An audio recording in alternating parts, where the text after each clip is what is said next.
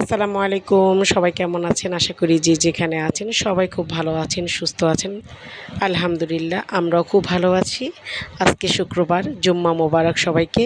আর আজকে সকাল সকাল ঘুম থেকে উঠে গেলাম, কারণ সকাল সকাল আজকে সকালের নাস্তার অর্ডার ছিল। আর এই নাস্তাগুলো অর্ডার করেছে আমাদের মনির ভাই, প্রগতি ছাত্র ও যুব সংসদের প্রতিষ্ঠাতা। তিনি শাহীবাজার কবরস্থান কিছু সংখ্যক ছোট ছোট ভাইদেরকে নিয়ে পরিষ্কার পরিচ্ছন্নতার দায়িত্ব নিয়েছে। এটা অবশ্যই একটা ভালো কাজ। আর সবসময় মনে রাখবেন, ভালো কাজ করার জন্য সবসময় ভালো একটা মনের প্রয়োজন হয়। তো এই সব মন সবার থাকে না, যাদের থাকে তাদেরকে আমরা সবসময় মন থেকে দোয়া করি আর শুভকামনা জানাই। তো যে কোনো খাবার, যে কোনো ফুড অর্ডার করার জন্য অবশ্যই আপনারা আমার ইনবক্সে যোগাযোগ করতে পারেন। আমরা সবসময় চেষ্টা করি পরিষ্কার পরিচ্ছন্নভাবে আপনাদের মন মতো সুস্বাদু খাবার আপনাদের মাঝে পৌঁছে দিতে।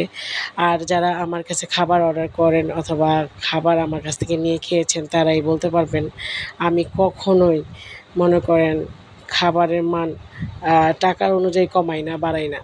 তো আমি যেরকম সবসময় রান্না করি, আমার কাছে সবসময় ওই রকম রান্নাই পাবেন। আর একটু বড় অর্ডারগুলো অবশ্যই আমাকে ২ দিন বা ১ দিন আগে জানালে খুবই ভালো হয়।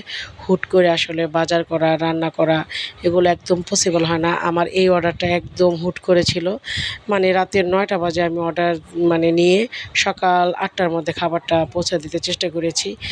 আর এরকম হুট করে খাবার দিতে গেলে আমাদের অনেক অসুবিধা হয়। যারা জানেন, যারা দিলপাড়া থাকেন, রাস্তাঘাটে কী পরিমাণ অসুবিধা, বাজার সাথে অনেক ভেজাল হয়।